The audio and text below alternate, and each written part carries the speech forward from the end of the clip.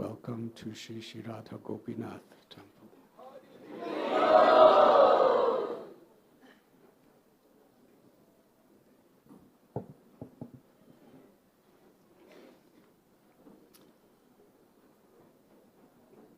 Recently, we were together for Narasingha Chaturdasi. Was that the last lecture I gave here? On Narasingha's appearance day. Rohini Nandan Prabhu, thank you for that wonderful kirtan.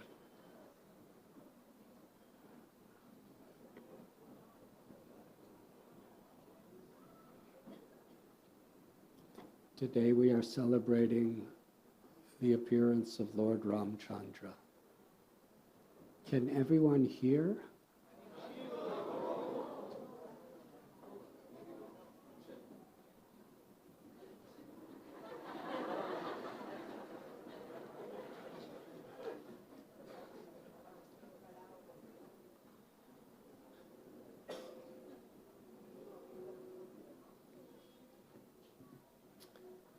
I'm very honored, very grateful for this opportunity to be with you. This truly is a special day in the history of the universe.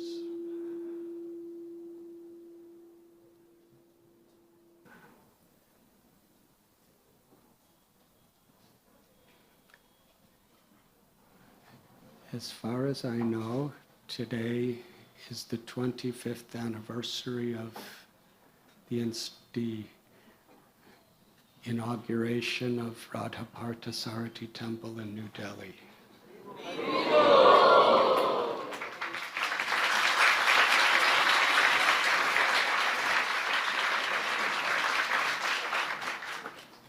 Which is also the home of Sita Ram, Lakshman, Hanuman, and Gaurnitai. And it is also the anniversary, Ram Navami, for Krishna Balaram Temple in Vrindavan.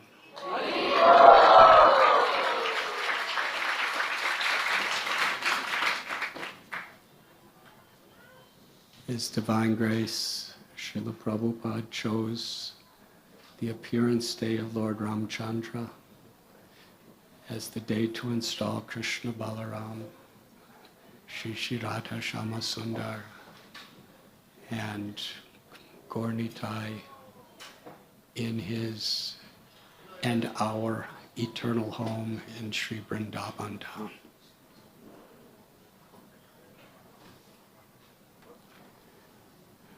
Ram was an ideal leader,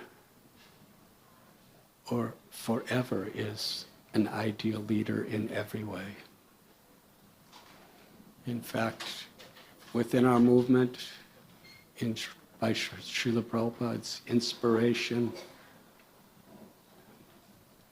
of course, Sitaram, Lakshman, Hanuman reside and preside in the capital of India, New Delhi, in the capital of the UK, in London, in the capital of the United States of America. I don't know how united it is these days. In Washington, D.C., Sitaram, Lakshman, Hanuman, and in Srila Prabhupada's office at Radha Ras Bihari Temple in Juhu, Mumbai.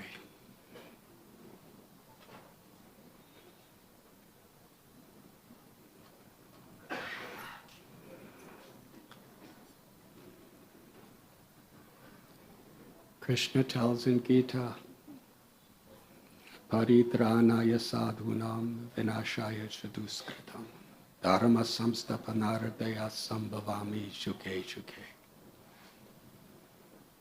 That he appears again and again to reestablish the true principles of dharma, to annihilate the miscreants and protect the pious. And Krishna tells Janma karma cha me divyam evam yo viditatvata. Tyaktva deham punarjanma naiti mam eti sorjana. That one who understands the transcendental nature of my appearance and activities never takes birth again in this material world, but attains my abode. So this is the primary reason that Krishna appears. Not only according to time, place, and circumstance, but each of his incarnations, the effect is forever.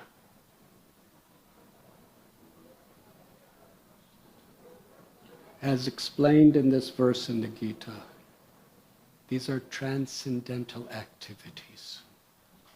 Transcendental means beyond time, beyond space, beyond the limitations of birth and death.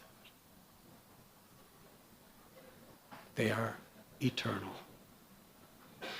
Nitya Lila. By hearing them attentively, we are present in the pastimes of the Lord.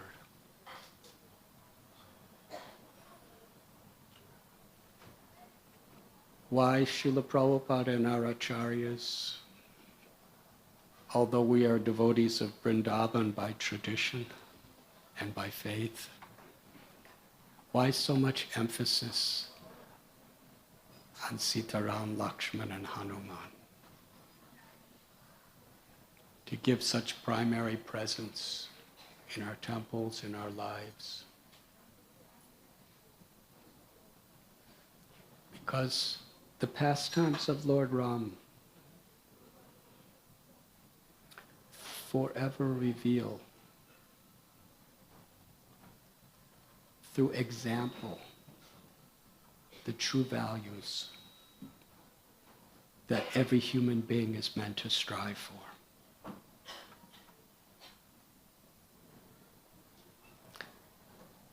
Valmiki's Ramayana begins with Valmiki Muni sitting in his ashram among his disciples. It was at that time that Narada Muni visited him.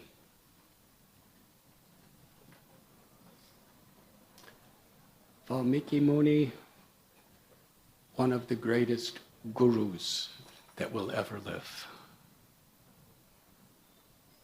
But still, when Narada Muni, a senior Vaishnav, appeared in his ashram, he humbled himself totally and offered all respects.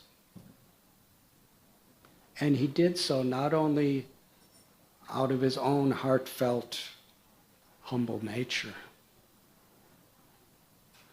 but also as an example for others. Mahajano yena kadasa panta. The path of spiritual perfection is to follow in the footsteps of great souls.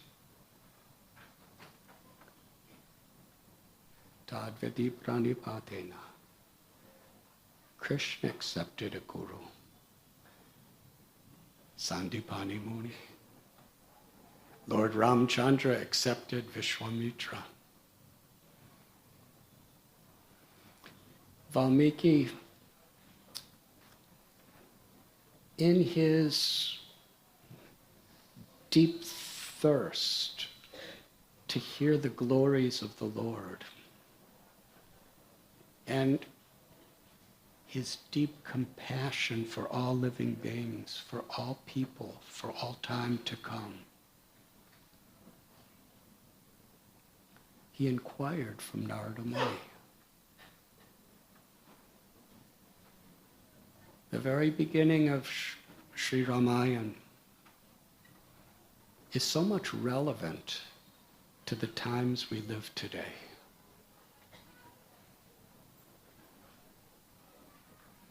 Here in Mumbai, Pune, and every part of the world I've seen or not seen.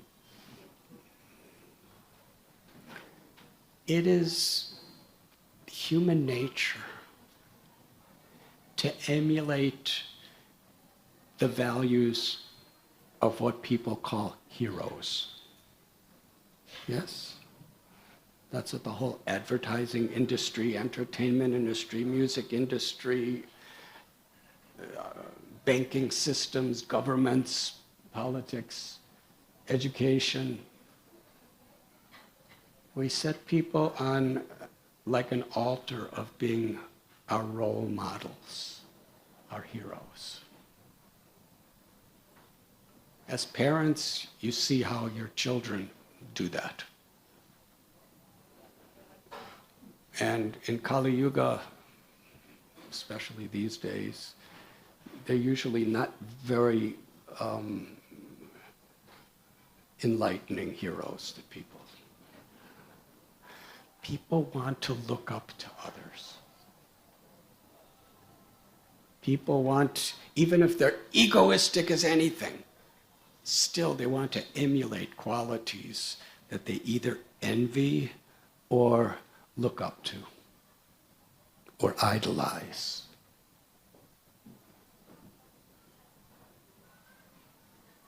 So this is human nature.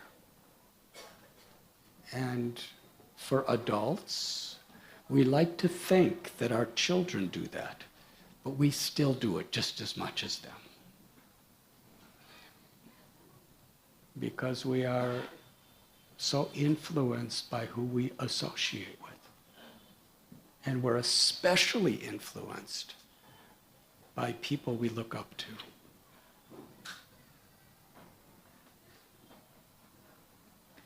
So Valmiki Muni, for you and me, even though it was a couple yugas ago, for all time to come, he sat at Narada Muni's lotus feet and inquired from him.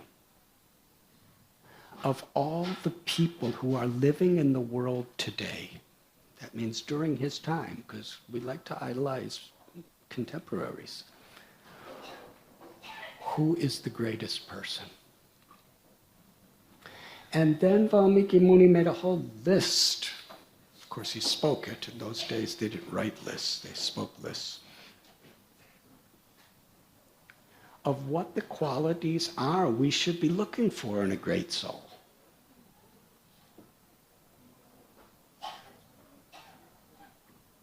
Who is most humble and courageous?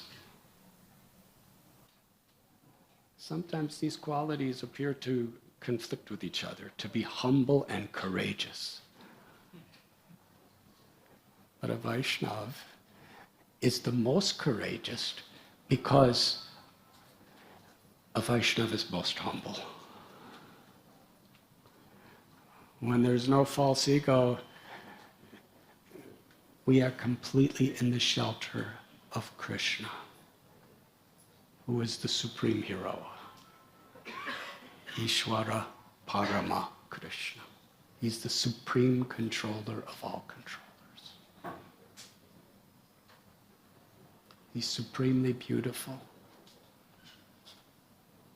Of course, when Krishna performed his pastimes in this world, he set the highest examples, but then he did things that were completely transcendental to all mundane conceptions. But when he appeared as Lord Ramchandra, he especially set examples that we are meant to strive to follow.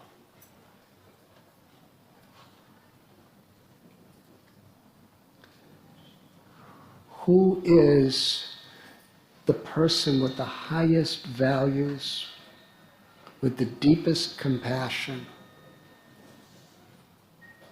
with the greatest skills and qualities? Please tell us about him. Narada Muni was so happy to hear this question. because he understood.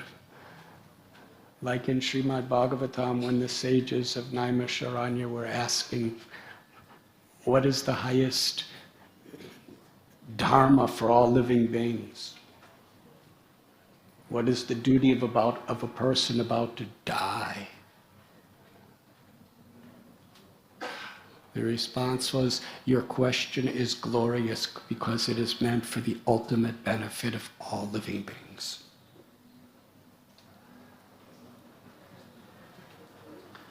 Narada Muni then explained that living in the world today is Lord Ramachandra.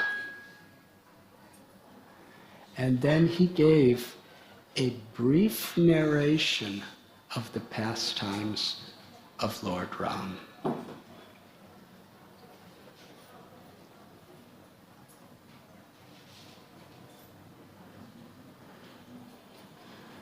From the situation of Ayodhya, before his birth to his birth, throughout his whole life. And then Narada Muni departed. Valmiki Muni, with his very dear disciple Bharadvaj Muni, they went to meditate and absorb themselves deeply in the katha that they just heard from Sri Narada Muni. They sat on the bank of the Tamasa River.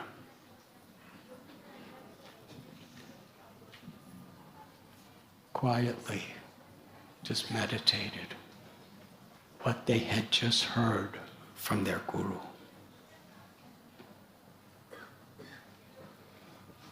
It was absolutely transformative and beautiful. It was a wonderful day, sitting on the bank of this pure river. Two birds, a male and a female. A sort of crane named the Croncha bird. Just across from where they were sitting, were singing together and enjoying each other's company. Valmiki and Bharadvaj were watching, and they were just so happy to see these birds so happy. Everything was just perfect. Natural scene, birds singing, enjoying one another, remembering the beautiful glories of Lord Ram's life. Suddenly, a hunter appeared with a bow and arrow. He shot an arrow right into the body of the male bird. The Croncha bird screamed in pain, fell to the ground, wiggling in agony, blood splurting in all directions. And meanwhile, his companion, whose female, sort of like his wife, she was seeing the love of her life suffering miserably. She was covered with his blood.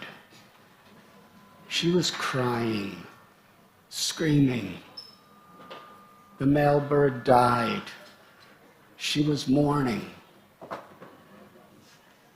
Upon seeing this, Valmiki, in his compassion for the feelings. Now sometimes devotees question, why would a person care if somebody dies or suffers if we know that they're not their bodies? Well, you can go and ask Valmiki Muni. Because he's among the greatest of all rishis, a disciple of Narada Muni.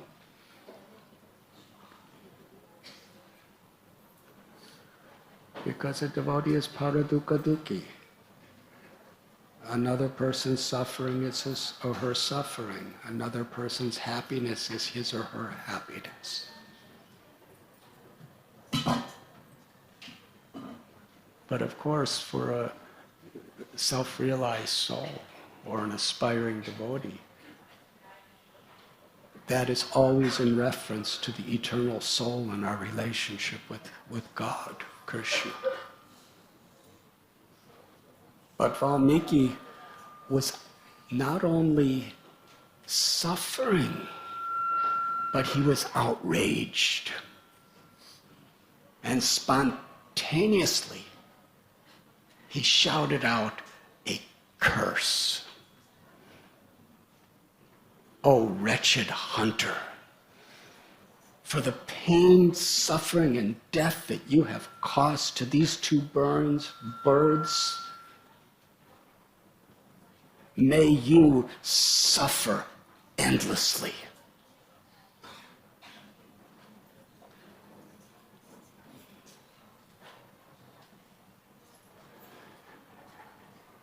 After he said that, he felt ashamed, because devotees aren't supposed to get angry like that.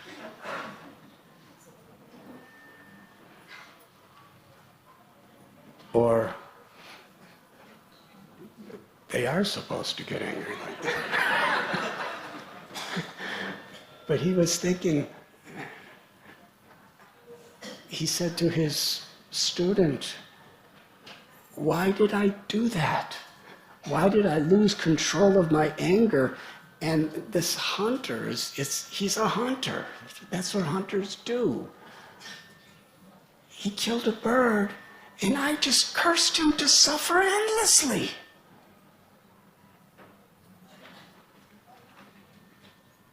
But then Valmiki was thinking, the way I spoke that curse was so poetic. Million times more poetic than the way I said it. It was in beautiful Sanskrit language. It was a verse with 4 lines and 8 syllables to each line. And he said to Bhardraj that this is the perfect poetic way of describing Ram's Leela. He said, actually, it's the right mood too, because I spoke out of compassion for the suffering of others.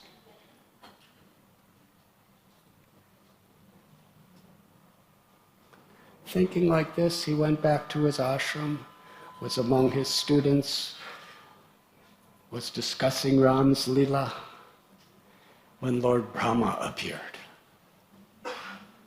Lord Brahma is the original guru, the guru of Narada Muni within our universe. And Lord Brahma said to Valmiki, "You shouldn't feel bad that you cursed that hunter, because actually it was all by divine arrangement."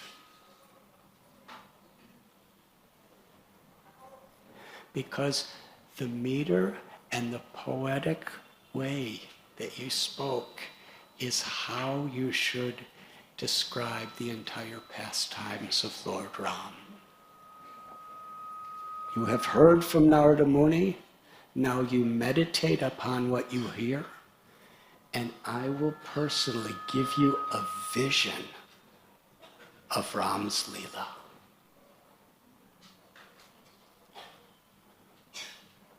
Valmiki Muni composed Ramayana, 24,000 verses. Srimad Bhagavatam is 18,000 verses.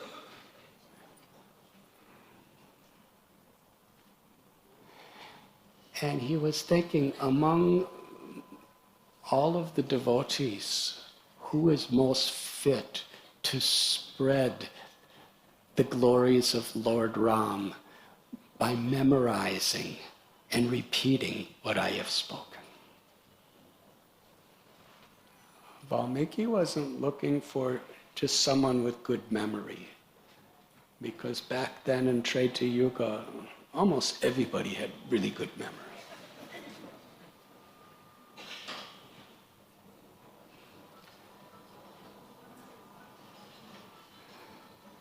But interesting, he himself had already revealed that the real qualification to transmit the glories of the Lord is a feeling of compassion for others. So among his many, many students and sages from all directions, he chose Lava and Kusha.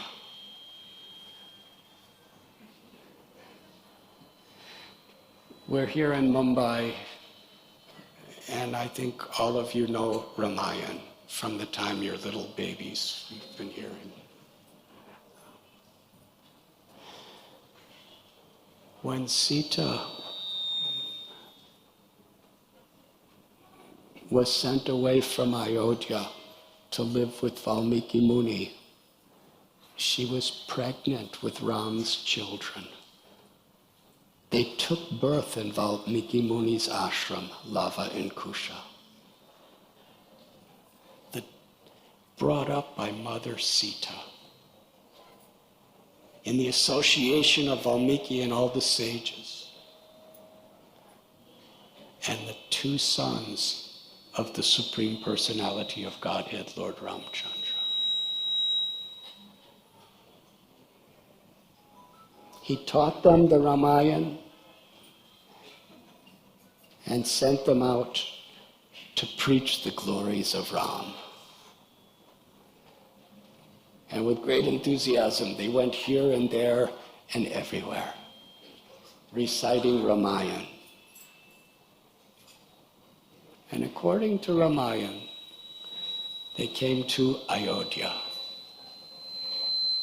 And Lord Rama himself happened to be roaming through the streets and heard them reciting. He brought them into his court, where Lord Ramchandra invited his ministers, his brothers, his family, so many great Brahmins, to hear the narration.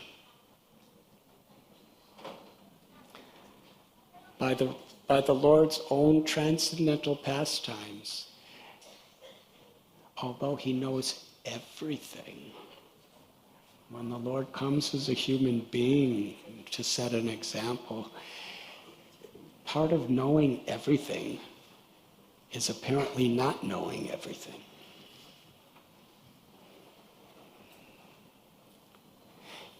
He didn't immediately understand they were his own children. And as Gauranga Prabhu was explaining so nicely this morning, I was listening to every word on the speaker. Lord Ram and everybody in the assembly was weeping in ecstatic love to hear this narration.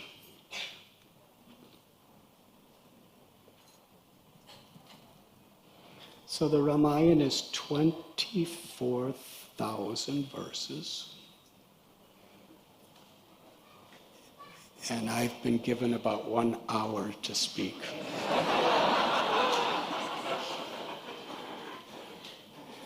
So I'm just going to start somewhere and then end somewhere. So Ramayana begins narration with the description of Ayodhya. It was the capital of the world. Such a wonderful kingdom. The king at the time was Maharaj Dasarath.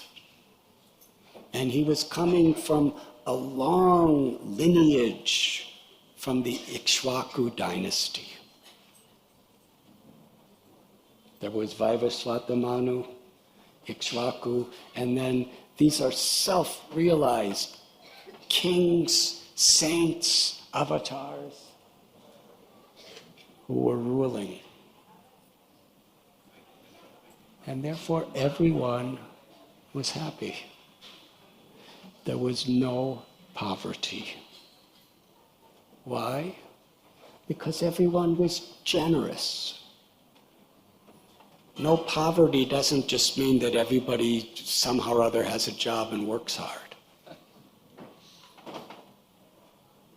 No poverty means nobody's lazy, but everybody is inspiring one another. This is the conception of Varnashram Dharma. Like anything in this world, in Kali Yuga, even beautiful things become perverted and distorted by selfish motivations. Chaturvarna mayastrista, guna karma vibhaka. Krishna explains in Gita, I have established this Varnashram Dharma system, where everyone, according to their nature, according to their activities, everyone is performing their duty for the well-being of everyone in the service of the Lord. Srila Prabhupada would explain, like the body, every part of the body is serving every other part of the body. When your heart is beating, the heart isn't just doing it for itself. The heart is supplying blood, oxygen to every cell of the body.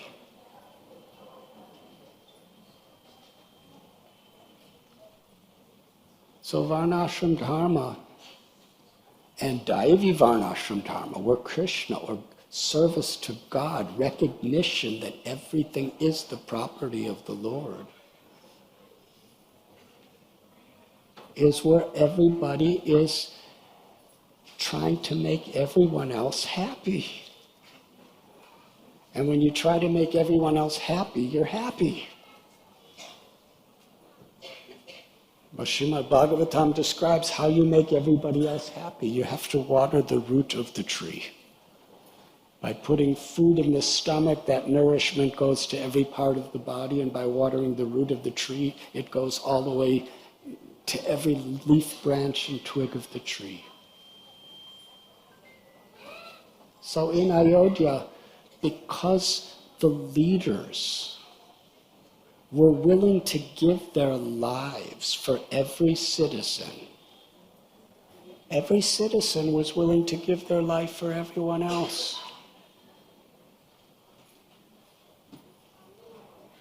So there was no crime.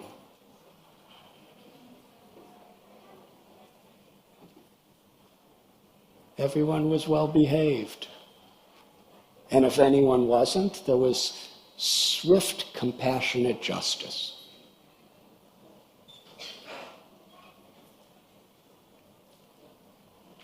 But still, Dasaratha Maharaj, can you imagine being a political leader of such a society? How successful? And in those days, nobody even wanted to vote because they loved their ruler. Why did they love their ruler? Because they had confidence and faith that their ruler loved them and all their loved ones.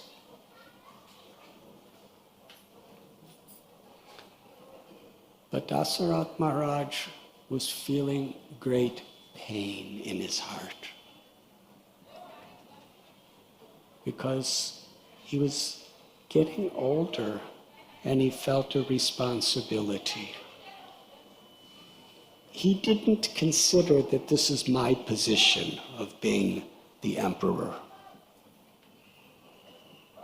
It was entrusted to him by his forefathers and foremothers. And it was his primary duty to entrust it to his offspring. He had no son. He tried and tried, but there was no son.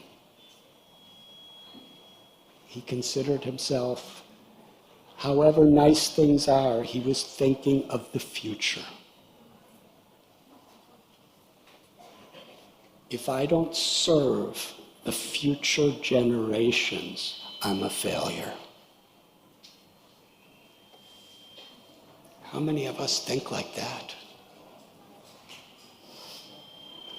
If somehow or other we get by and things are doing all right, we think my life is a success. But great souls, they're thinking of generations and generations and generations in the future. That is as much my responsibility as today, to give that assurance. He was suffering. Everyone else was happy, but he was suffering. But seeing him suffering made everyone suffer. He approached his guru, Vasishta Muni, and expressed, I want to perform an Ashwamedha Yajna. It's the most difficult ceremony that's possible. In order to perform an Ashwamedha Yajna, first of all, you have to be the emperor of the world. Nobody else could do it. Then you have to send a horse to roam wild throughout the earth. And wherever the horse goes, surrounded by many ministers and soldiers, wherever that horse goes, the local leaders must accept a subordinate position to the emperor. Otherwise, there's a battle. So this horse roamed around for a full year and came back, and everybody willingly accepted Dasarath. So now they could actually begin the yajna. That's just like a preparation.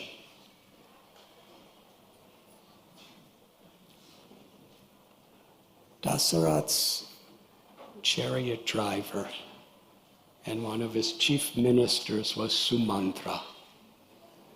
And Sumantra confidentially told the emperor that I had heard Sanat Kumar, the great rishi, son of Brahma, describe that you will have 4 sons. If the son of Vibhandaka, Rishi Shringa, performs the Ashwamedha Yajna. That means the grandson of Kashyapa Muni. And now he told the history of Rishi Shringa. He was living in the kingdom of Romapad Maharaj, living in the forest with his father. And his father, Vibhandaka, was so protective of his son. They lived in such a secluded, pure part of the forest that he actually got no association with anyone except the purest sages and his father.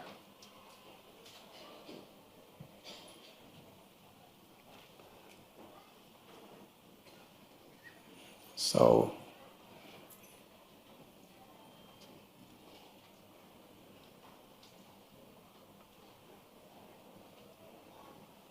it's a long story.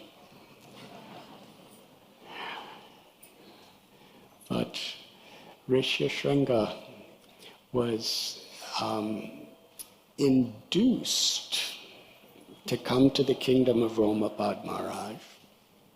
Romapad Maharaj was his kingdom was suffering a serious drought. And if somehow or other this sage could come to the kingdom, there would be prosperity. So they sent some beautiful young ladies. And Rishi Shringa had never seen a female in it. He didn't even know what it was. But they dressed themselves as sages, and he was like thinking, these are really nice sages. And he welcomed them, and they embraced him. And he was thinking, these are very nice sages. And they invited him, come with us on a boat. And then, he came to Romapad Maharaj's kingdom, and there was great prosperity and rains. And he married the daughter of Dasarath, who was entrusted to Romapad Maharaj. So Rishi Shringa was invited to come to perform the yajna. As the culmination of the yajna was approaching, all the great demigods from the heavenly worlds were coming to accept their portions. And eventually Lord Brahma came. The demigods were reporting to Brahma that we are all living in fear of the Rakshasa Ravana. He is so powerful. He's defeated Indra.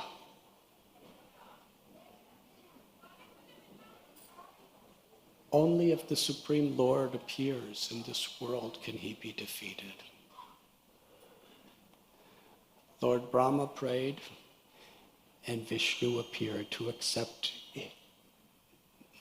his portion of the yajna.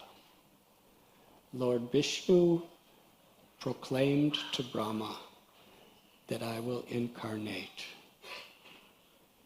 Dasarath Maharaj will have 4 sons, and I will be the eldest. And the demigods should expect, while carrying on their duties in their positions in the heavenly world, they should expand themselves as divine monkeys. Each one having the same opulence of power and knowledge as the demigods themselves.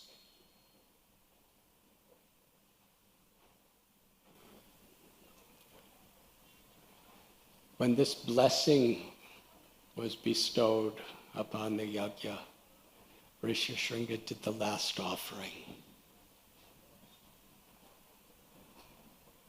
A divine messenger of Vishnu emerged from the flames of the sacred fire. He had a dark complexion. He was as brilliant as the sun.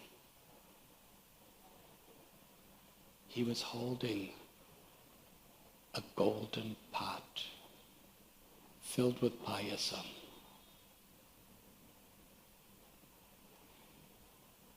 He gave that pot to Dasarath Maharaj and instructed him, share this with your 3 primary wives or queens, and you will have 4 sons. Then he entered back into the fire. Maharaj Dasarath, after the yajna was complete, he gave in charity to all the priests and Brahmins. He returned to his palaces and gave shares of that payasam to Kausalya, Kaikeyi, and Sumitra.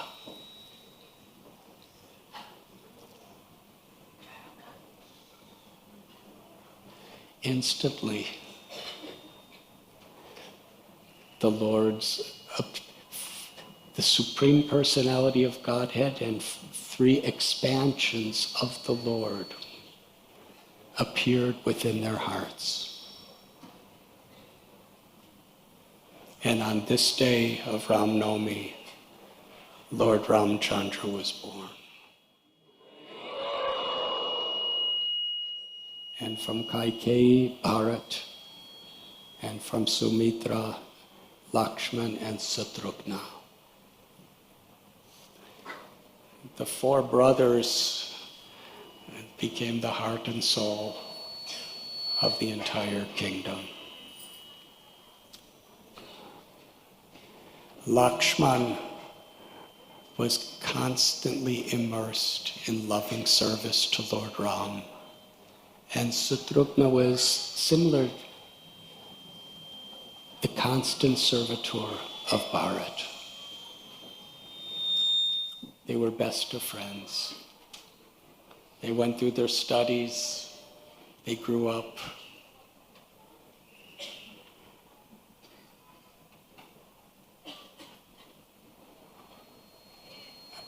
Lord Ram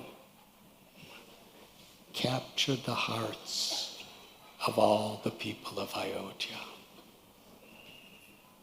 He was their life and their soul.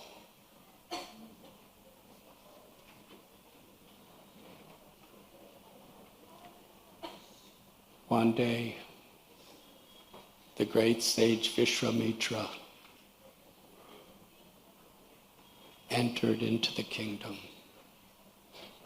Dasaratha Maharaj, upon hearing that he had arrived, welcomed Vishwamitra and put him on his own throne, washed his feet, worshipped him. This is culture. Dasaratha Maharaj was what could be likened to the supreme political leader, multi-billionaire,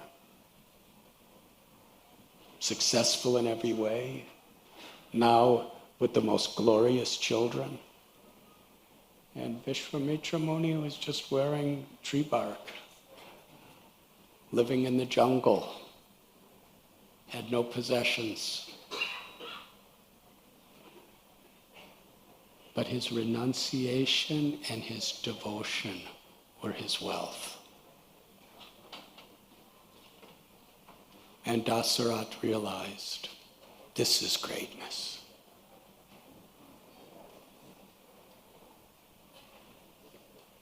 He offered anything. Whatever I have, Vishwamitra Muni, it all belongs to you. You can take anything. Of course, he knew Vishwamitra Muni would not take anything.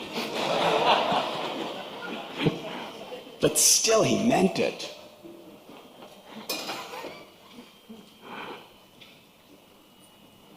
Vishwamitra Muni said, oh, you have offered me anything? I want your son, Ram.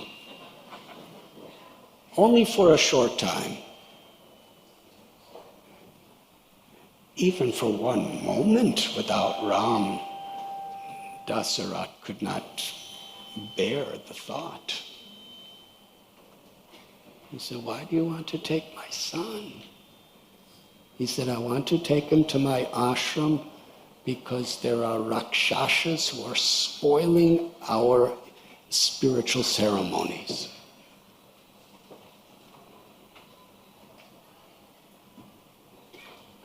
Dasaratha said, yes, can you tell me about these? He said, they are Maricha and Subahu, the deputed generals of Ravana. The word Ravana struck terror in the heart of Dasaratha Maharaj.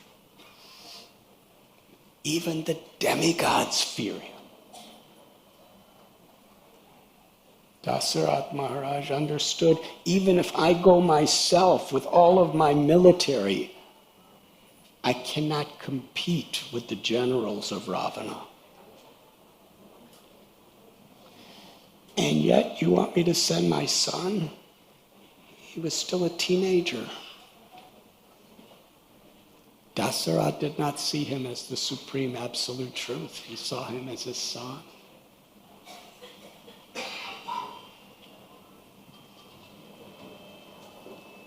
Dasaratha Maharaj volunteered, I'll go myself and I'll bring the entire army. But even we don't have a chance. I cannot send my son.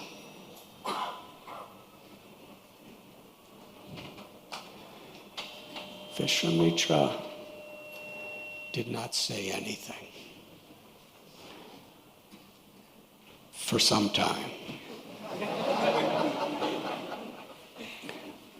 But he was glowing with disapproval.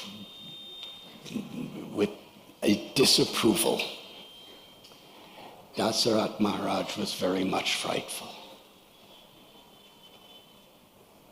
Vasishtha Muni said to Dasaratha Maharaj, Vishwamitra Muni is so powerful, I have personal experience. He has celestial weapons.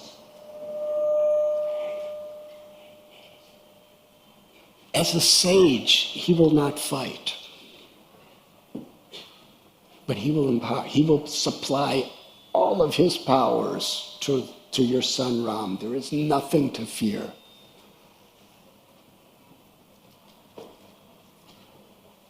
But if you go back on your word to him, everything will be finished.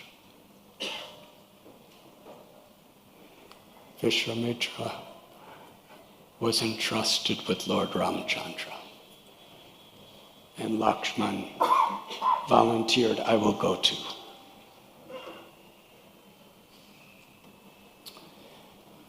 In the forest, Vishwamitra Muni was giving so many beautiful lessons to Lord Ram. They walked along the Sarayu River. They came to the place where the Sarayu River enters into the Ganga, and he told the story, this is the place that Kamadev was burnt by Lord Shiva.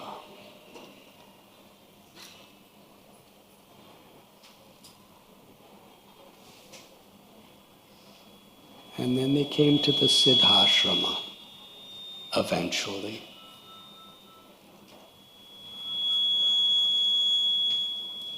Is that sound? Can we make that go away?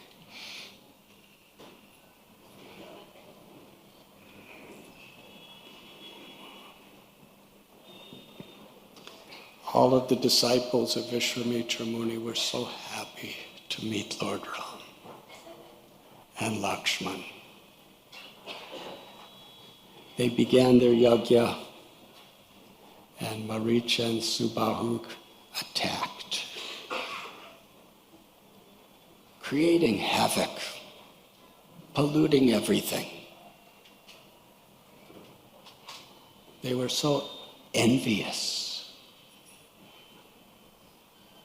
They knew that if these yajnas were, if these devotional acts were fulfilled, they would be defeated.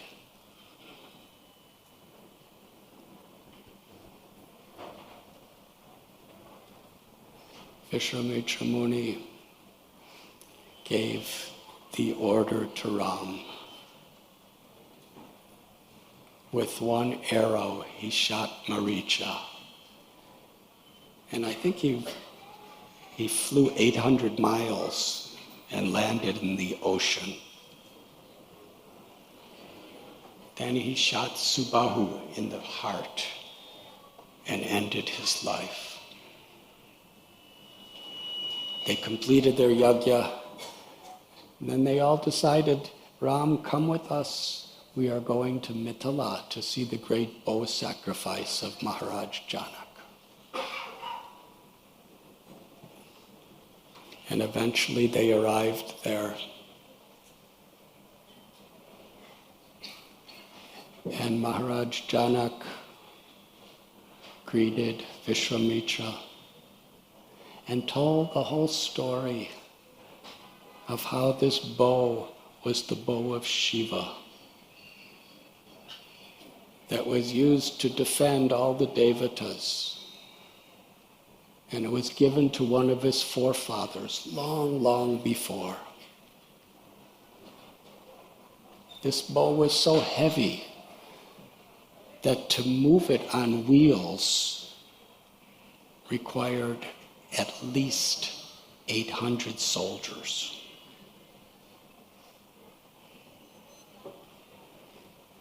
And he told the story how one day he was performing a yajna, and to prepare for the sages' offerings, Maharaj Janak was plowing the field, and from under the plow, the beautiful goddess Sita was born. And so many people were coming, demigods, sages, rakshasas, everybody wanted to marry Sita. And Janak made a vow, only the person who could string this bow will marry my Sita. But the problem is no one could even lift the bow. Years were passing.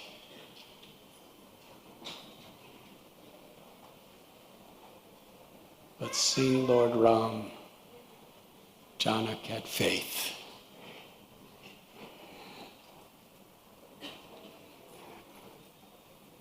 That he will be the husband of Sita.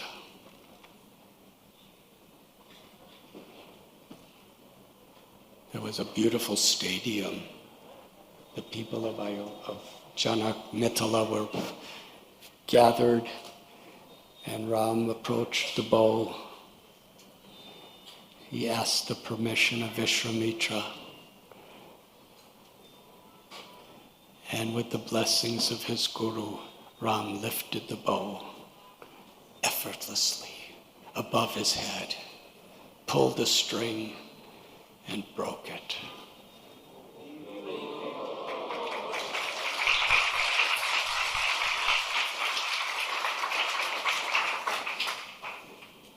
Sita and all of her friends were looking on in great joy. And the arrangement was made for Ram to marry Sita, along with his brothers, to Sita's family.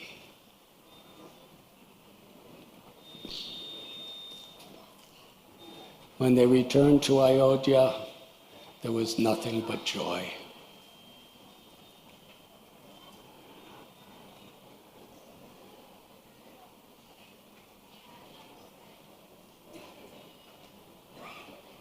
Dasarath Maharaj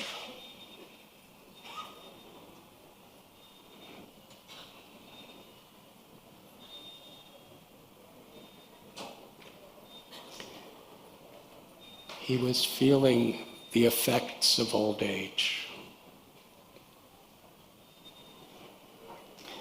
And he was dreaming of coronating Ram as the future king.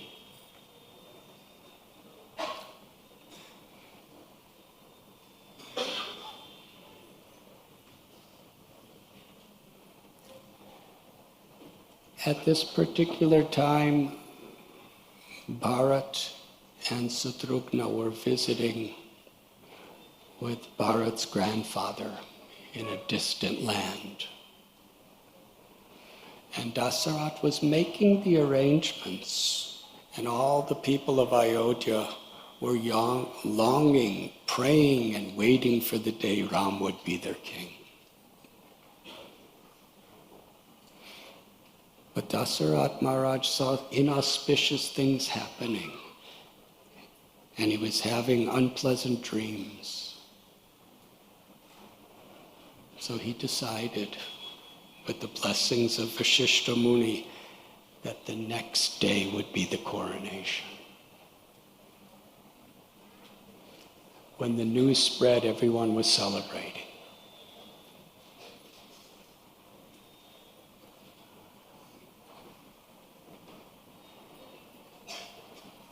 The maidservant of Kaikeyi, the mother of Bharat, was seeing all of the joy. And when she found out what was about to happen, she was overwhelmed with envy and fear. Why do we fear?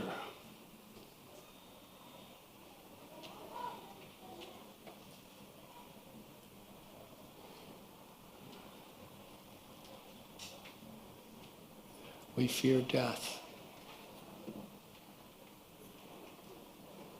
For the eternal soul, death is completely unnatural and foreign experience. We fear pain. We fear loss. The false ego fears not getting what it wants. And from fear comes envy. And from envy comes more fear.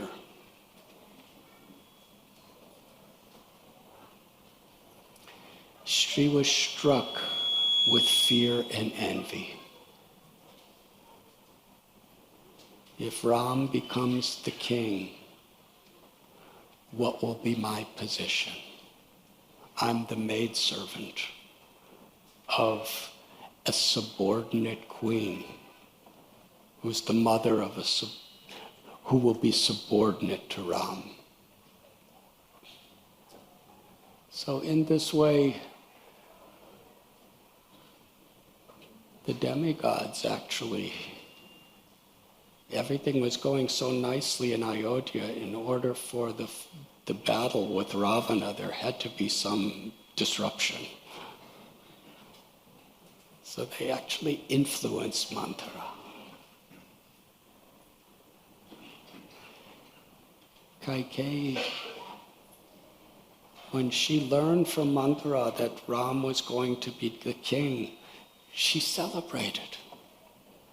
She loved Ram as much or even more than her own son.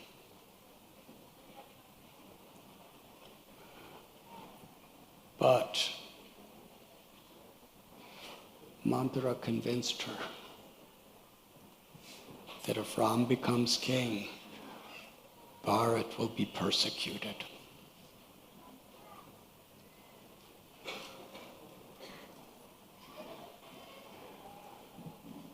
The power of association.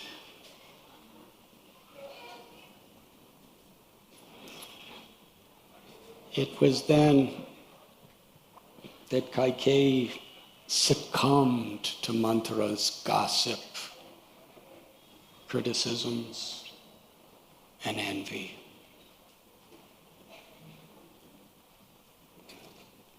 And Manthara gave her the plan that long ago in battle, you were driving a chariot with Maharaj Dasarath, and he was severely wounded. You saved his life by bringing him off the battlefield and nursing him back to health. At that time, he gave you 2 benedictions. And you asked for nothing. You said, in the future I will ask. Now is the time.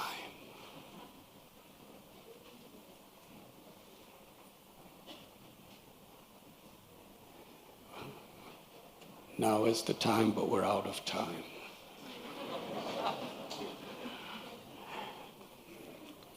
But essentially, the 2 benedictions that she demanded of Dasarath Maharaj was that my son be coronated as the future king, and that Ram be exiled for 14 years into the forest.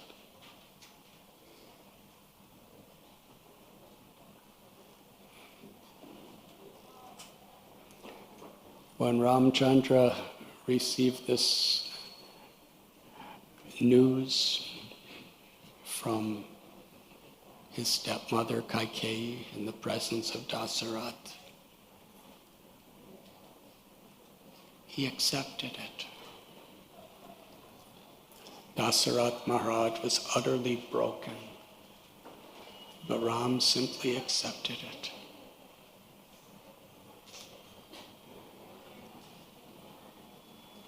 And along with Sita and Lakshman,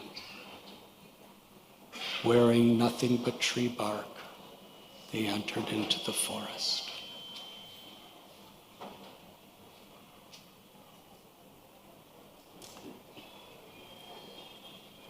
The story of Bharat's return, learning that his father had died in separation. He went to where Ram was residing in Chitrakoot and literally begged Ram to come back to be the king. Bharat's prayer, "Let me remain in the forest for 14 years."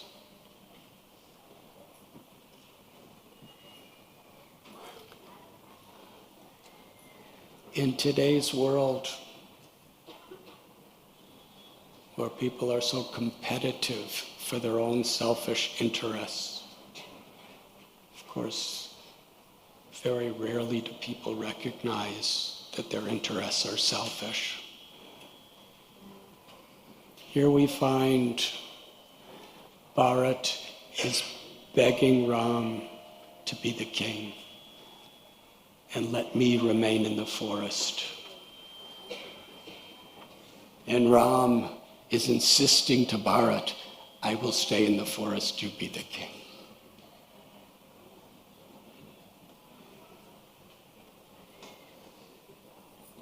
Great conversations, great debates, great arguments took place.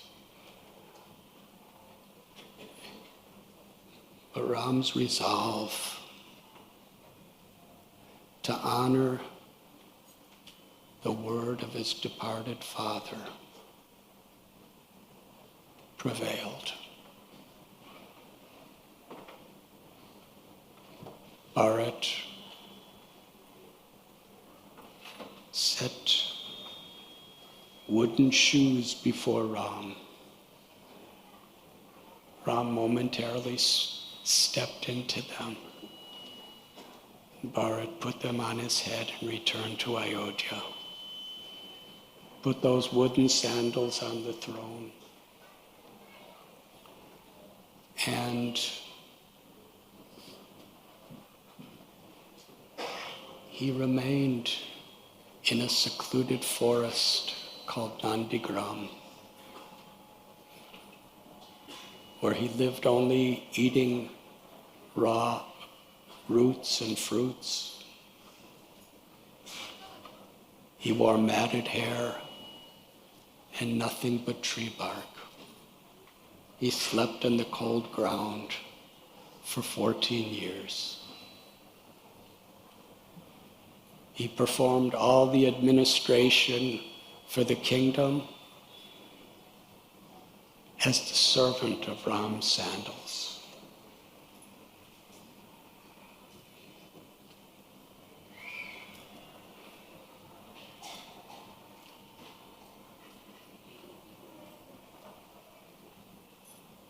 Ram happily lived in Chitrakoot with Sita and Lakshman.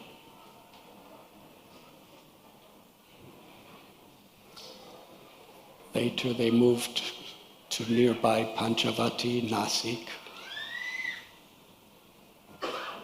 It was there that Suparnaka attacked Kara and Dushan and 14,000 soldiers attacked.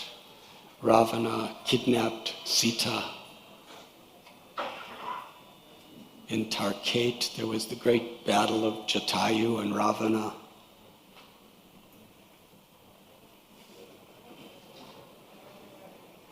The Ramayana is so full of sadness.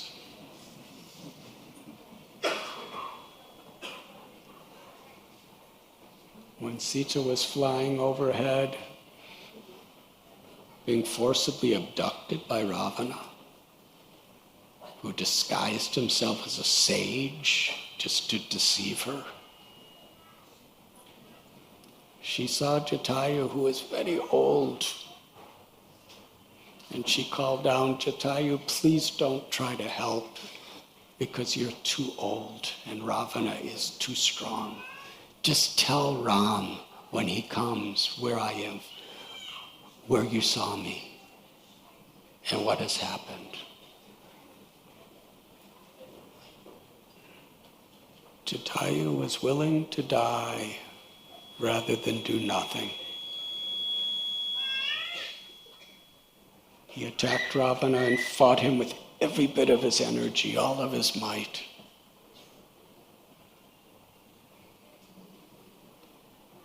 But when he became exhausted, Ravana cut his wings, cut his legs, and left him laying in the ground in a pool of blood. Sita ran to embrace him, blessed him in every way as Ravana dragged her away.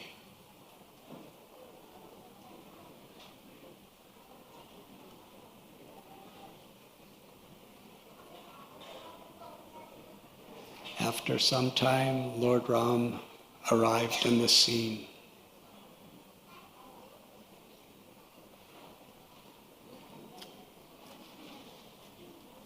Jatayu explained what happened. It was the first news of Sita's whereabouts. Ram embraced him. "You have given your life for my Sita." Ram promised Jatayu, "On this very day I will send you to my eternal abode." And with his head in Ram's lap, chanting the name Ram Ram, Jatayu went back home, went back to Godhead.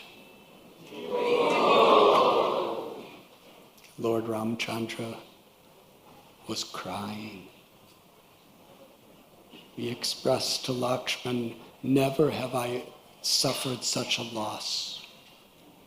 Even greater than the loss of Sita, even greater than the loss of my father Dasarath."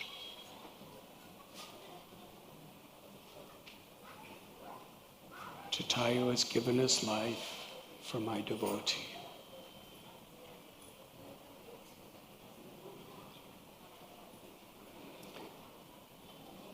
Jatayu is a bird, a very old bird.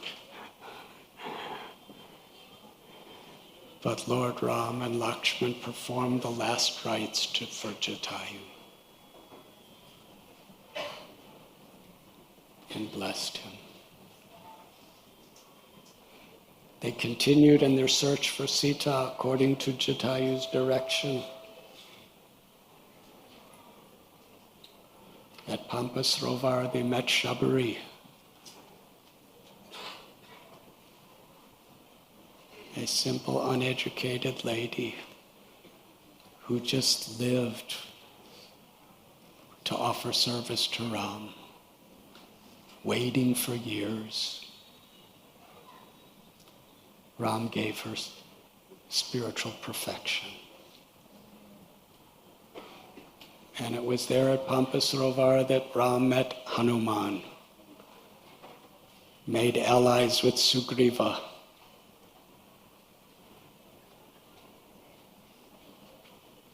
spent 4 months of the rainy season in Kishkinda Kshetra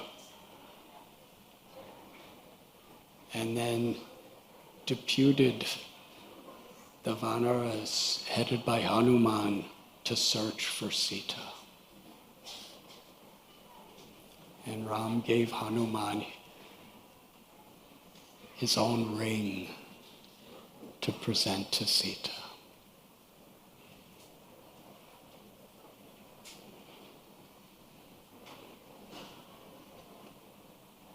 They met Sampati, the brother of Jatayu, who was very old, but he had really good eyesight. He's in Sri Lanka, 800 miles across the ocean. Ravana has kept Sita.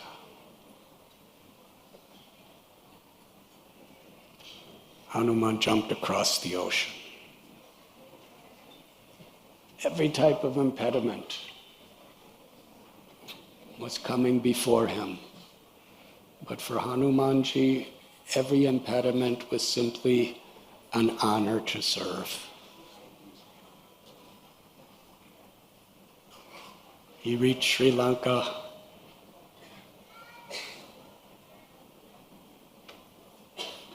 He memorized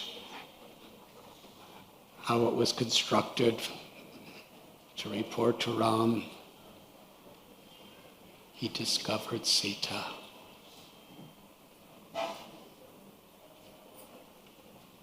He gave her Ram's ring and gave her the hope and the promise that Ram was coming. And then, just to do some extra service, he burnt down most of the city.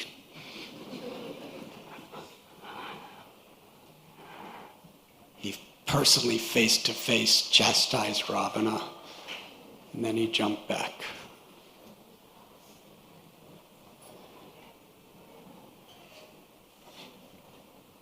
When Ram and all the monkey armies were assembled on the seashore, Vibhishan, the younger brother of Ravana, was giving such loving, wise, enlightened advice to his brother. Ravana was outraged. Vibhishan came and surrendered his life to Lord Ramchandra. When there was a debate whether to accept a Rakshasa brother of Ravana as one of their own, Lord Ram proclaimed, "Anyone who once takes shelter of me, I will protect and accept forever. Even if Ravana were to come to take shelter of me, I would give him protection forever."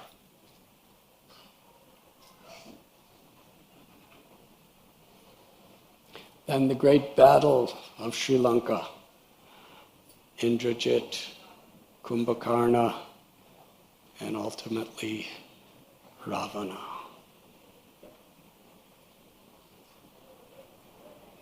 Ram and Sita were reunited, and they returned to Ayodhya. The 14 years had expired. Bharat was still living in the jungle, wearing tree bark, waiting for Ram to come. There was a great coronation, and Lord Ram, for the next 11,000 years, ruled over Ayodhya.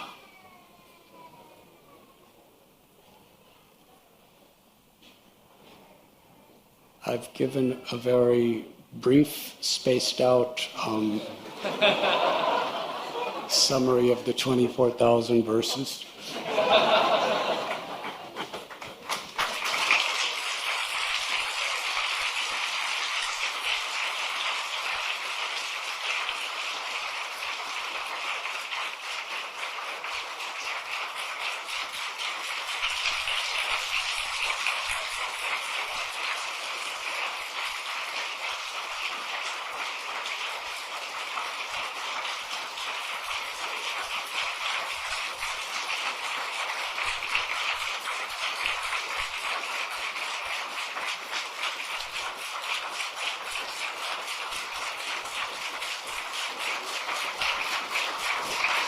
Hare Krishna.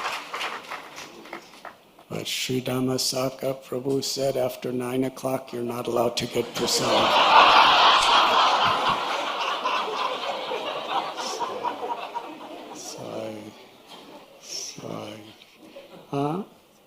So I trying to emulate the mood of compassion. I will not subject you.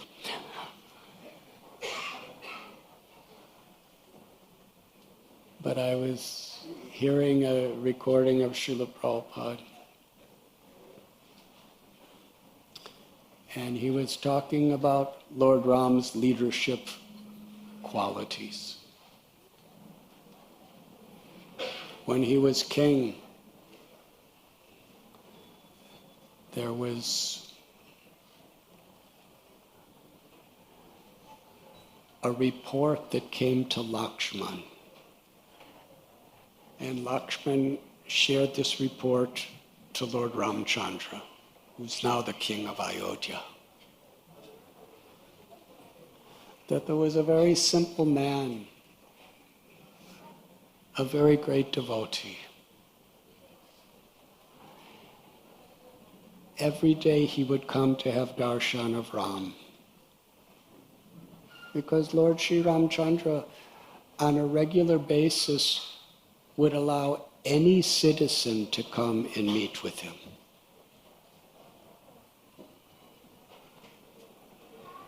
This person, he would not eat until he had darshan of Ram.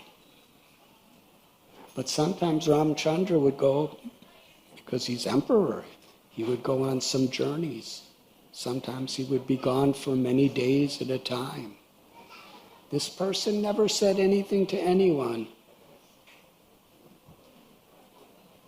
But at such times when Lord Ram was away, he was starving.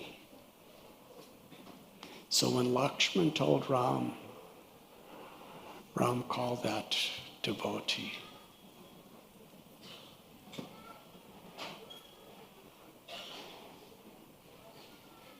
And gave him a deity of himself. He said, I am non-different than this deity.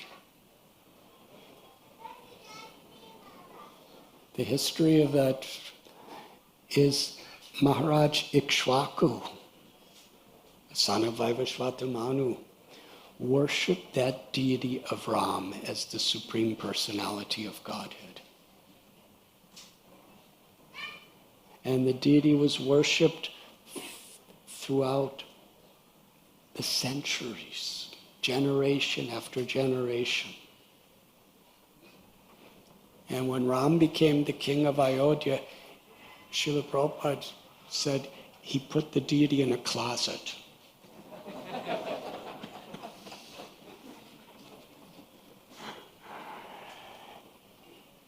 But he personally gave that deity to this devotee. And said, whenever I go away, you have darshan of me in the form of this, and you have nice prasad. This was the nature of Ram's compassion.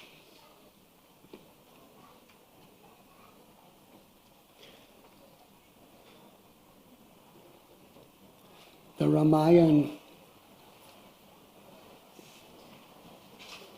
the story of Lord Ram's pastimes in this world, are filled with challenges, heartbreak, sorrow. How Lord Ram, he fainted and wept when he heard that Dasarat left his body in separation from Ram. How his dear devotee Jatayu died in his arms. How his beloved Sita was gone for almost a year. So many challenges, so many difficulties.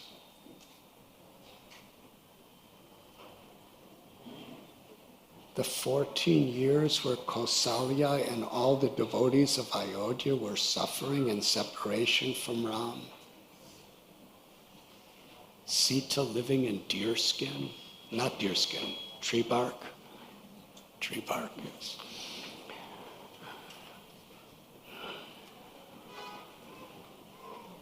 Ram is setting example of how to live by the highest values. As a son, as a husband, willing to fight a war for his wife, and Sita willing to live in the jungle for her husband.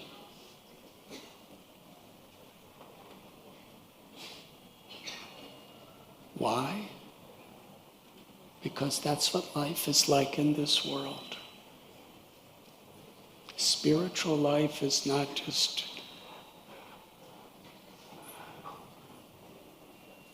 a convenience.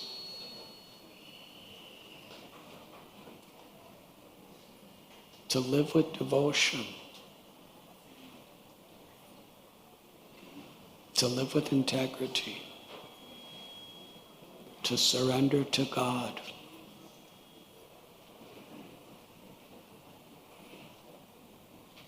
Requires that we're willing to perform our service even in the face of great difficulties.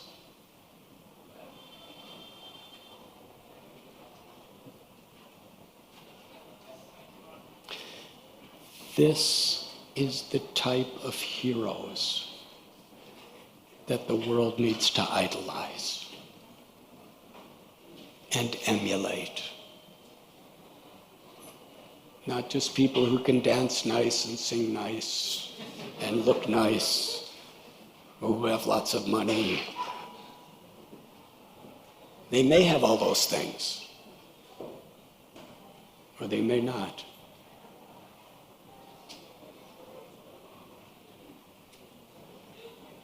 But Ram took the role of a human being to teach us how to be human beings. And he staged his pastimes in times of difficulty and loss.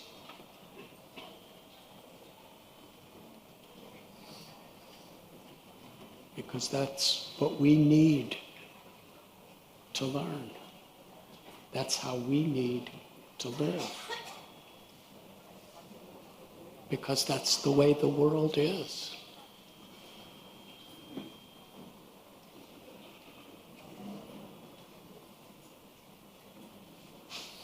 Our own beloved Srila Prabhupada, how Krishna staged his life.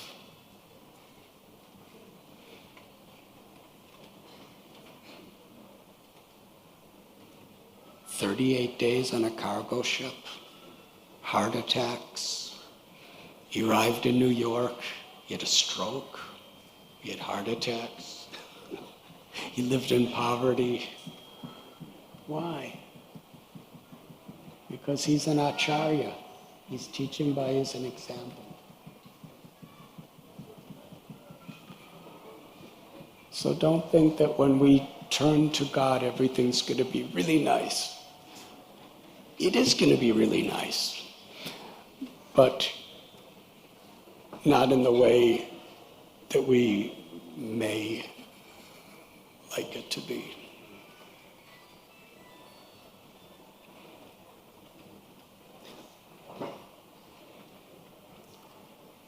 We should not lose faith when things go wrong. Because from a material perspective, the whole creation is designed to go wrong.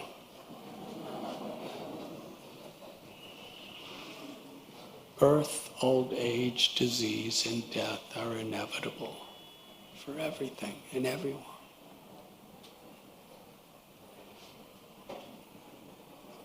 And of course, we would like it to go according to our plan.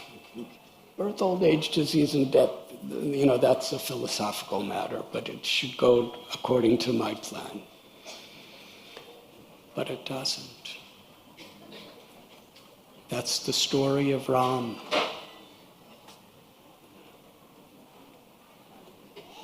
That's the example of our avatars and our acharyas.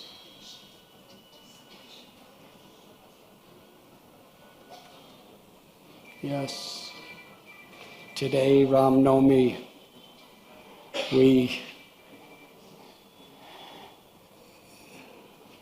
of course, I believe all of you know all the spaces between my spaced out narration today.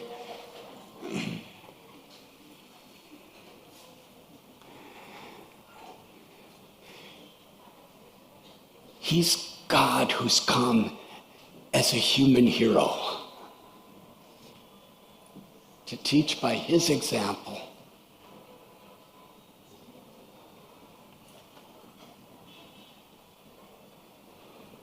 And all of the devotees of Ram.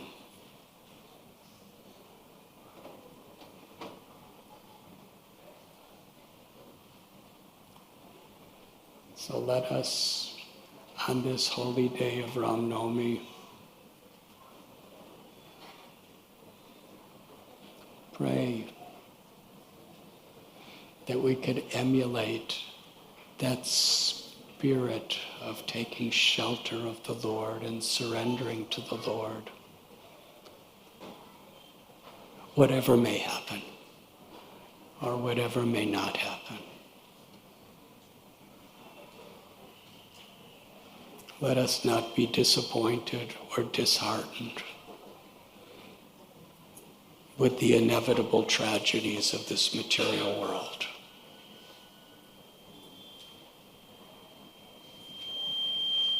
What does it mean to chant Hare Krishna and be happy? It means to find our happiness in Krishna's grace,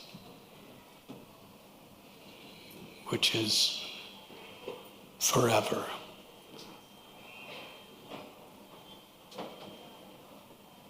Thank you very much.